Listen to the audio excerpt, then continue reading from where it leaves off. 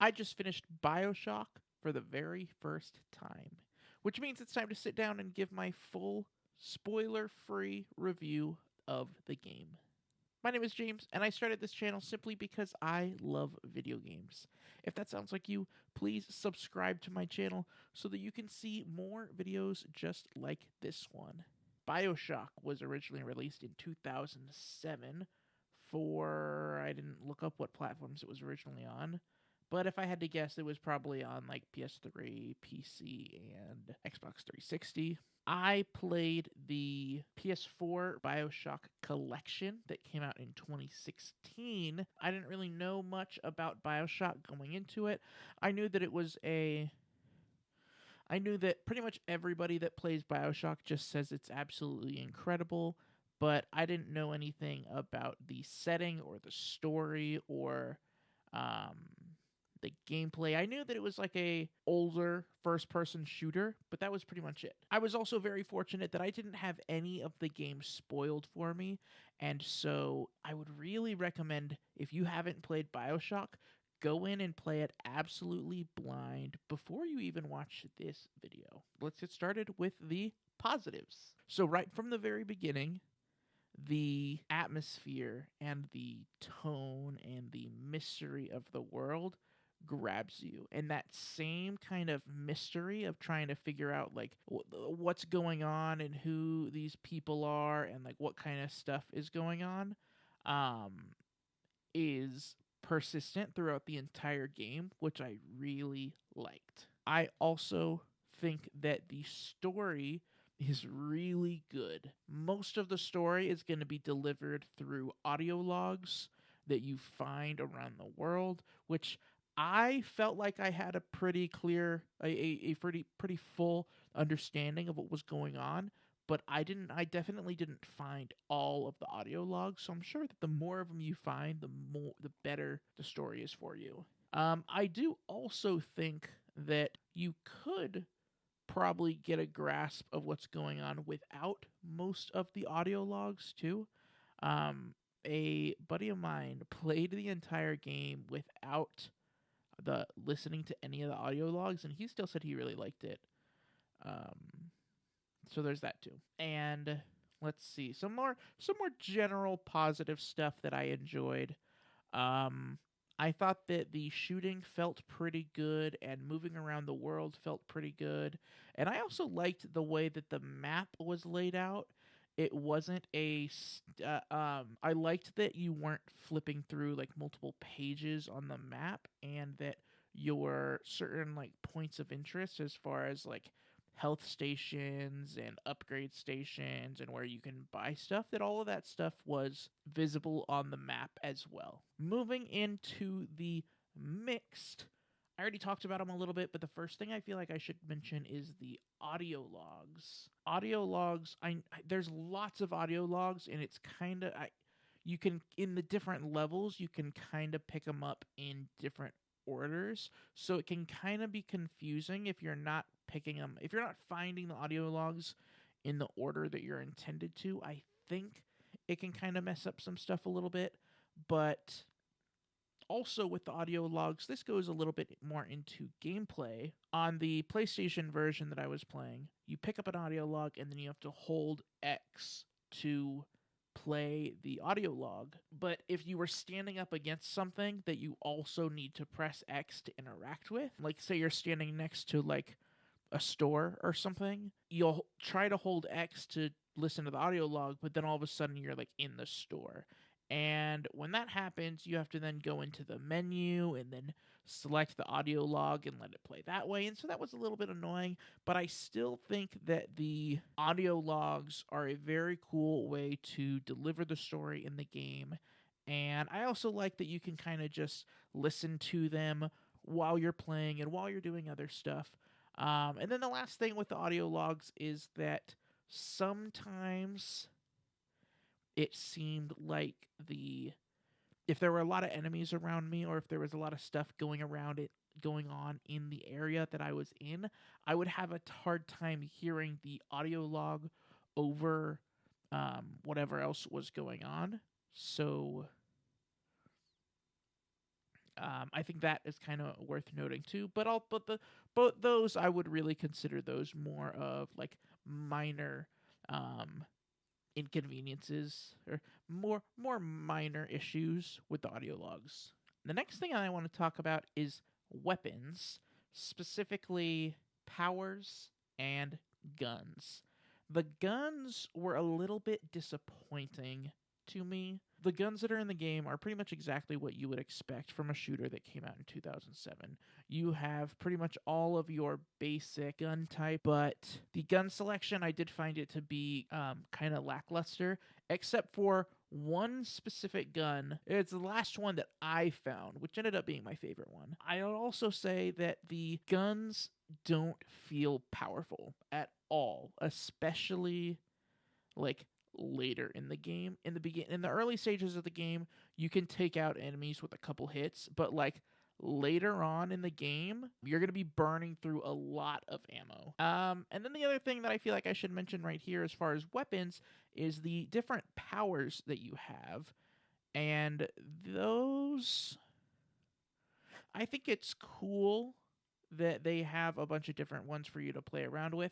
However, I did think that they kind of had a balancing problem with those. The only power that I wanted to use for pretty much the entire game is the very first one that you unlock. And even then, I often liked to use it in combination with other weapons when I'm trying to get like attack bonuses or something like that. I already talked about how the guns don't feel very powerful later on in the game. I'm not sure if it's an issue with the guns themselves or if it's an issue with like the enemies just kind of getting too spongy and having too much health.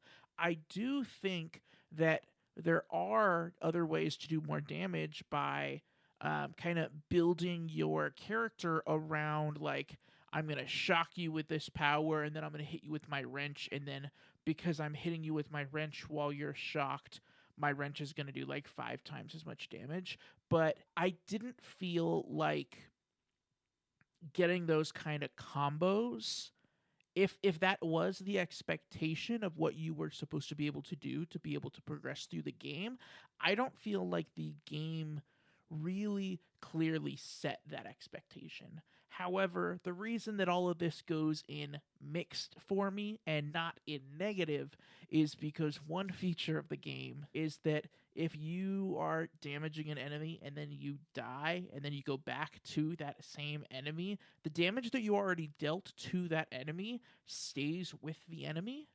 This does make parts of the game a little bit easier, but it can also make it a little bit more annoying if there's a particular enemy or boss that's just dealing like way too much damage to you, or if you get stuck in a situation where you don't have ammo and you don't have money to buy more ammo, and then you just have to keep like rushing at these enemies with like just your wrench or something, which is something that happened to me a little while.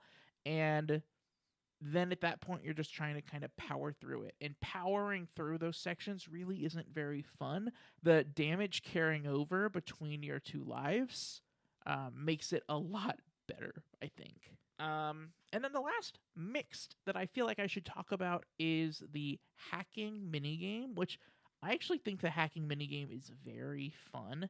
However, I don't know if it was a bug or what, but even with all of the bonuses to make the hacking minigame as easy as possible, it seemed like I go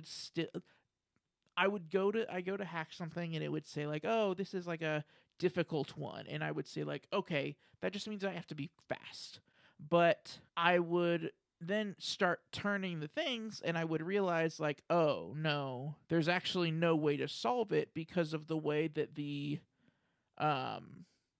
what I don't remember what it called, the specific ones, but the way that there's like little blocks that are set up in there, and the way that the blocks are set up, like you actually wouldn't have been able to solve this at all. So And at that point, maybe you just need to um maybe you just need to change maybe you just need to like change your loadout to a more of a hacker build, which I didn't really care for. Before I give my negatives, please make sure you subscribe to my channel if you liked this video. I'm trying to hit 300 subscribers by the end of the year. Now it's time to move on to the negatives, and I really don't have much to say here. The first one is kind of funny. My very first time opening up the game, one of the opening cutscenes played, and then it went to a loading screen, and I was starting the game after a long day at work. I had gone into work at probably like 4 in the morning, and it was probably at like, I don't know, 9 o'clock at night that I was trying to start the game, which was probably not a good idea on my part. And I know that 9 o'clock at night is not late for a lot of people, but when you wake up at 3:30 in the morning to go to work, 9 o'clock is kind of late. Anyway, it got to this loading screen, and then I was like, okay, cool. And then I waited for a minute. Next thing I knew, I had fallen asleep, and was waking up a couple hours later, and um, it was still on the same loading screen. And so my first negative was really just that there are some kind of intermittent bugs kind of thrown into the game. However, I will say that after that very first time, so after that happened, I closed the game and went to bed. And then when I opened the game and tried to start over again, it didn't have that issue. Just loaded up the exact way it was supposed to. And then the second negative for me, the more serious one, is that there were times where the game did just kind of feel a little bit old and clunky. And I know that this is a game that came out in 2007, so we're looking at 17 years now. So I do think it's important to keep that in perspective as we're kind of talking about these things. Like, this game came out the same year as Metroid Prime 3, which I've also been playing. But I mentioned earlier about trying to do different kinds of combos, and to where you would use your electro power and then switch over to your like gun or your hand weapon really quick. But I found the switching between your powers and your weapons to be kind of slow and clunky.